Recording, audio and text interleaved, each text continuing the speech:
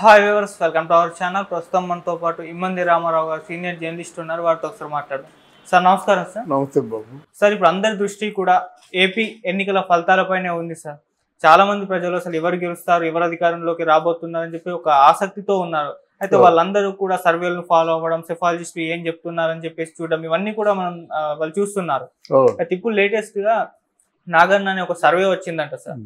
మరి వాళ్ళు ఏం చెప్తున్నారు, మరి చాలా మంది సెఫాలజిస్టులు ఏం చెప్తున్నారు, మొత్తం ఈ సర్వేలు, ఈ సెఫాలజిస్టులు వీళ్ళందరూ చెప్పేది ఏ పార్టీకి అధికారంలోకి రాబోతున్నారు అంటున్నారు సార్. మీ ఒపీనియన్ ఏంటి వీటిపైన?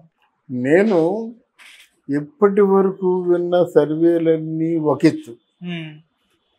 ఇవాళ ఉదయం చూసినటువంటి ఒక ప్రముఖ ఛానల్, ఆ ఛానల్ ఇటీవల జగన్మోహన్ రెడ్డిని ఇంటర్వ్యూ చేసింది. ఆ ఛానల్ అలా చెప్పకూడదు, ఎందుకంటే కూటమి ఓడిపోబోతుంది, మళ్ళీ సింహాసనాన్ని వైసీపీ అధిష్ఠించబోతుందని ఎవరూ చెప్పకూడదు. అంటే ఛానల్ ఓన్ చేసుకొని చెప్పకూడదు. అది కొంచెం ఏమిటి ఎలా చెప్పారనుకున్నాను నేను. అంటే ఇంటర్వ్యూకి దీనికి ఏదైనా ఇంటర్ లింక్ ఉందా అని ఆలోచన ఎవరికైనా వస్తుంది, నాకే కాదు. ఇక్కడ నాగన్న ఛానల్ ఒకటి చూసిన తర్వాత కంప్లీట్గా ఒక్కసారి మనల్ని ఏమవుద్దంటే ఒక డైలమాలో పడేస్తుంది అన్నమాట. ఆ డైలమాలో పడేసే విధంగా దాన్నే మైండ్ గేమ్ అంటారు. ఆ సర్వే ఉందన్నమాట. ఆ సర్వేలో ఏంటంటే ఆల్మోస్ట్ కూటమి అది నేలమట్టం అయిపోయింది. కూటమికి అసలు ఓట్లు రావడం ఏదో అంతకుముందు వచ్చినట్టు 23 ఎన్ని వస్తాయనేసరికి ఒక్కసారి భారీ మెజార్టీలు అన్నీ పోయి ఆఖరికి గెలవలేని పరిస్థితి వచ్చిందంటే మనం ఆలోచనలో పడాలి. ఈ మధ్యకాలంలో చాలా సర్వేలు చూసాం, కానీ ఈ సర్వే అంతటి అధమస్థితిలో ఏంటంటే కూటమి ఉండడం ఏ సర్వేలో కూడా నేను చూడలేదు. ఒకసారి నాలో నేనే ఆత్మావలోకనం చేసుకుంటే ఎవరికి తోచింది వాళ్ళు చెప్తున్నారు. కాదంటే కొన్ని సర్వేలకి పేరుంది, సర్వేలు చెప్పినట్టుగా గతంలో జరిగినట్టయితే వాడికి ఒక క్రెడిబిలిటీ ఉంటుంది. వాడిని మనం 4-5 అటు ఇటుగా మనం లెక్క వేసుకోవచ్చు, క్రెడిబిలిటీ ఉన్నటువంటి సర్వేల్ని. ఇప్పుడు ఇండియా టుడే కానీ, పయోనియర్ కానీ, ఇవి కొన్ని ఉన్నాయి. వాటన్నిటికీ భిన్నంగా ఈ సర్వే ఉంది. ఆలోచించాలి. అప్పుడు నాకు అర్థమైందంటే మీ కూటమి చాలా మెజార్టీతో గెలుస్తుంది అన్నప్పుడు ఈ ఆలోచన నాకు ఎందుకు రాలేదు? అంతే కదా, ఇప్పుడు ఆలోచన రావాలి కదా. అయితే అంతే మనం జాగ్రత్తగానే చెప్తున్నాం. ఇంతమంది లక్షల మెజార్టీ వస్తుందని చెప్పినప్పుడు కూడా గెలుపు తథ్యం అని చెప్తున్నాం. జనవాక్యాన్ని బట్టి ఎన్ని వేల మెజార్టీ అంటే 1000 మెజార్టీ ఏముంది, ఒక ఓటు ఎక్కువైనా గెలిచినట్టే, అంతే కదా. అంటే ఆ ఓటు దగ్గరించుకొని చెప్తున్నాం కనుక మనకి ఈ మాటలు, ఈ చర్చ జరుపుకునే అర్హత ఉంది. సహజంగా ఎలా అయిపోయిందంటే ఇప్పుడు ఎన్నికల సర్వే ఎవరికి తోచినటువంటి విధంగా వాళ్ళు చెప్తున్నారు. అది కొంత మనం పరిగణలో తీసుకోకూడదు. కాదంటే మిగతా చోట్లంతా ఒక పద్ధతిలో నడిచింది, ఒక పిఠాపురంలో జరిగిన హడావుడి, ఓట్ల మెజారిటీ, లేదా మామూలుగా ఈ ఎలక్షన్ క్యాన్వేసింగ్ చేసే తీరు, ఇదంతా ఆంధ్రప్రదేశ్ మొత్తంలో జరుగుతుంది అనుకోకూడదు కదా మనం. అదొకటి. రెండవది, రూరల్లో వైసీపీకి కూడా చాలా ఓట్లు పడ్డాయి. తర్వాత ఏమో సాయంత్రం నుంచి అర్ధరాత్రి వరకు పడినటువంటి ఓట్లు, వాళ్ళు ఏంటంటే ఈ సాయంత్రం నుంచి అర్ధరాత్రి వరకు పడిన ఓట్లు గతంలో వైసీపీకే పడ్డాయి. అంటే అక్కడ వీళ్ళు వాలంటీర్స్ వాళ్ళని డబ్బులు ఇచ్చి దగ్గరుండి తీసుకొచ్చి ఓట్లు వేయించారన్నది ఒక విషయం. తర్వాత ఏంటంటే ఈ రూరల్లో మొత్తం ఓట్లన్నీ వైసీపీకి పడ్డాయన్నది ఒక విషయం. ఇవన్నీ మరి శాంపిల్స్ ఇచ్చేవాళ్ళు వీళ్ళందరినీ చెప్పారు కదా. రూరల్లో చెప్పారు, చదువుకున్నారు, గవర్నమెంట్ ఉద్యోగస్తులు, పోలీసులు, యూత్ అందరి గురించి చెప్పారు కదా. వాళ్ళందరినీ అవాయిడ్ చేసి సర్వేలు ఇచ్చారా అని ఒక ప్రశ్న. వాళ్ళందరినీ కలుపుకొని కదా సర్వే ఇచ్చారు. కొన్ని లక్షల మంది శాంపిల్స్ తీసుకొని ఇచ్చిన సర్వేలు కూడా ఉన్నాయి. నిన్న ఒక ఛానల్లో చూశాను, అది కేకే సర్వే. ఆయన ఒకటే చెప్తున్నాడు, ఇది కానీ నేను అంటే నిజం కాకపోతే మరి ఇక నేను సర్వేలు చేయనండి, నన్ను ఇక నేను చేయను, అంటే నేను ఈ మాట మర్చిపోతాను అన్నట్టు చెప్పాడు. ఆయన ఎంత చెప్పాడంటే తక్కువలో తక్కువ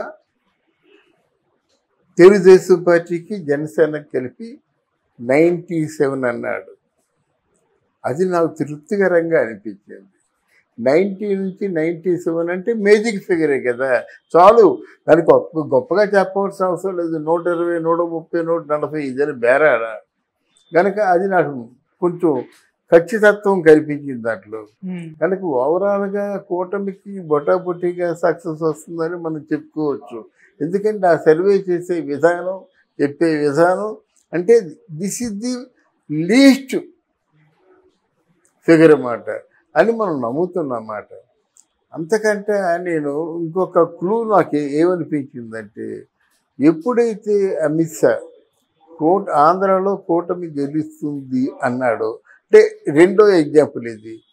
కూటమి గెలుస్తుందని ఆయన ఎలా చెప్తాడు? చెప్పకూడదు కదా. ఆంధ్రదేశంలో కూడా చాలా బాగుందని చెప్పాలి, లేకపోతే ఇంకేదో వాళ్ళు గెలుస్తారు వీళ్ళు గెలుస్తారు చెప్పాలి. ఖచ్చితంగా కూటమి గెలుస్తుందని చెప్పడంలోను అంటే మొత్తం టోటల్ ఎన్నికల కమిషన్ ఆఫ్ ఇండియా సహజంగా వాళ్ళ చేతుల్లో ఉంటుందని నేను నమ్ముతాను. ఎందుకంటే ఆ భారీ కౌంటింగ్ ఫిగర్స్, భారీ ఫిగర్స్ వాళ్ళు తెలిసిపోతుంది వాళ్ళకి. కనుక మోదీ చెప్పిన మాటైనా, అమిత్ షా చెప్పిన మాటైనా, చూసాయిగా చెప్పినప్పుడు కూడా, ఒక చిన్న లీక్ ఇచ్చినప్పుడు కూడా దాన్ని క్యాచ్ చేశాను నేను. అంటే వాళ్ళు తెలియకుండా చెప్పరు. అయితే వీరు గెలిస్తే మాత్రం ఊహో అనేలా గెలవరు, మేజిక్ ఫిగర్తో గెలుస్తారు అనే ఉద్దేశంతో నేను చెప్పాను. కానీ సర్వేని నమ్మకూడదు అని చెప్పకూడదు. మరి ఆ సర్వేలను బట్టే కదా రిజల్ట్స్ వస్తున్నాయి. కనుక అది కొంచెం ఎగ్జాజరేషన్ లేకుండాను చెప్తే దానికి సర్వేకి ఒక అర్థం ఉంటుంది. ఈ ఉదయం ఒక అనలిస్ట్ మాటలు విన్నాను నేను, ఒక పేరు ఎన్నికగల అనలిస్ట్ మాటలు. అప్పుడే ఆ పార్టీ గెలిచేస్తుందని వైసీపీ పార్టీ గుండు కొట్టించుకొని వచ్చానని, తిరుగులేదు, ఒకవేళ వైసీపీ ఓడిపోతే నేను అసలు చెప్పను అని చెప్పాడు అన్నమాట. ఇలాగ మైండ్ గేమ్ ఆడతారా అని నాకు అనిపిస్తుంది అన్నమాట. సో ఈ మైండ్ గేమ్ ఏమవుతుందంటే రేపటితో అయిపోతుంది. జనాల్లో ఒక విధమైనటువంటి, ఇప్పుడు ఫర్ ఎగ్జాంపుల్ మనం కామ్గా మాట్లాడుకుంటున్నాము, లక్షలు కోట్ల కొన్ని బెట్టింగ్ కాసే వాళ్ళు ఏమవుతారు? గుండె జారిపోతుంది కదండి. ఆస్తులు మొత్తం కొదవబెట్టేస్తున్నారు కదా వాళ్ళు ఏమవుతారు అంటే ప్రజల ప్రాణాలతో ఆటలాడుకున్నట్టే కదా ఇది సర్వే. కనుక ఇవన్నీ చెప్పేవాళ్ళు కొంచెం జాగ్రత్తగా చెప్తే బాగుంటుంది. ఏది ఏమైనప్పుడు కూడా చాలా టోటల్ ఇది డిఫరెంట్ రాజకీయంలో కనిపిస్తుంది. చంద్రబాబు నాయుడు ఇంటికి ఒక పక్క స్పెషల్ ఫోర్స్ పంపిస్తున్నారు. సరే గెలిచే వాళ్ళ ఇంటికే కదా ఇవన్నీ ఉంటాయి. మా పవన్ కళ్యాణ్ ఏమో మోదీ గారు స్పెషల్గా ఫోర్స్ పంపిస్తున్నారు. వీళ్ళు ఓడిపోయేలాగా ఉంటే ఇవన్నీ ఎందుకు ఉంటాయి? ఉండవు అసలు. సహజంగాను ఓడిపోయేలా ఉంటే ఇంత చర్చే ఉండదు అని ఇన్ని కారణాల చేత మనం కూటమి గెలుస్తుందని చెప్పాం. కానీ అంతేగాని కళ్ళు మూసుకొని మనం చెప్పలేదు. ఓ 10-15 సర్వేలు చూసి తర్వాత లీస్ట్ ఫిగర్ ఏదో తెలుసుకొని సంబంధిత వ్యక్తులు మాట్లాడిన మాటల్లోంచి లీక్ అని అనిపించి వీళ్ళు ప్రభుత్వం చేస్తున్నటువంటి సందడి ఇవన్నీ చూసుకున్న తర్వాత, అంటే చంద్రబాబు నాయుడుకి కానీ పవన్ కళ్యాణ్కి కానీ ఈ సందడి అంతా చూసుకున్న తర్వాత నేను ఒక అండర్స్టాండింగ్కి వచ్చాను. తర్వాత ఇక్కడ కూటమని ఉన్నట్టయితే ఇప్పుడు జనసేనకి ఇన్ని మంత్రి పదవులు ఇవ్వాలి, ఇన్ని నామినేటెడ్ పోస్టులు ఇవ్వాలి అన్నారు. అంటే ఇన్ని మంత్రి పదవులు నామినేటెడ్ పోస్టులు ఇచ్చినప్పుడు మోదీకి తెలియకుండా ఇస్తారా? కూటమిలో అంతర్గతంగా చర్చ జరిగిన తర్వాత కదా లీకో ఏదో బయటకు వస్తుంది. ఆయన కాదని మాలో మేము చూసుకుంటే మరి ఆయన ఎందుకు?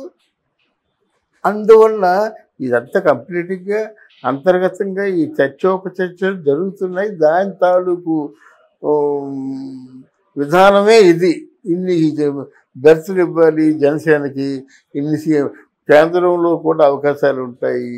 అలాగే జనసేనకు కూడా గెలిచిన వాళ్ళందరికీ మీరు బెర్త్ ఇవ్వాలి.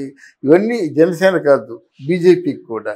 అంటే ఇవన్నీ బయటకు వచ్చాయంటే మొత్తం కూటమిలో ఉన్నటువంటి అధిష్టానంలో ఉన్నటువంటి అధినాయకుడికి కూడా ఇవన్నీ తెలిసి ఉండాలనే ఉద్దేశంతో ఇన్ని అంశాలు ఉండబట్టి నేను చెప్పగలుగుతున్నాను కనుక కూటమి తప్పకుండా గెలుస్తుంది. ఈ సర్వేలు తెల్లబోయే పరిస్థితి వస్తుంది. ఆ తర్వాత వాళ్ళు ఏమంటారంటే ఎలక్షన్స్ సరిగ్గా అవి ముందే చెప్పేశారు జగన్మోహన్ రెడ్డి, ఎలక్షన్స్ సజావుగా సాగనివ్వలేదు, పోలీసులు ఏకపక్షంగా వ్యవహరిస్తున్నారు, డబ్బు ప్రవాహం అంటే ప్రవాహంలో పారుతుంది. తర్వాత ఏంటంటే ఎలక్షన్ కమిషన్ కూడా ఆ ప్రత్యర్థుల మీద సరైనటువంటి యాక్షన్ తీసుకోవాలి. ఇవన్నీ మామూలే. తర్వాత ఓడిపోయిన వాళ్ళందరూ కర్రలు పట్టుకొని కత్తులు పట్టుకొచ్చి వెళ్ళి పరుగు తీయడం కొట్లాడలు అన్నీ మామూలు అన్నమాట. ఇదంతా ఒక పెద్ద మైండ్ గేమ్ జరుగుతుంది కనుక ఈ మైండ్ గేమ్ ఇక ముందైనా తగ్గించాలి. దాని ఫేక్ సర్వేలు ఇక ముందైనా ఉండాలి. ఎందుకంటే ఆ ఫేక్ సర్వే వల్ల కొంతమంది ప్రాణాలు కోల్పోయే ప్రమాదం ఉంది. Okay sir, thank you so much. Thank you.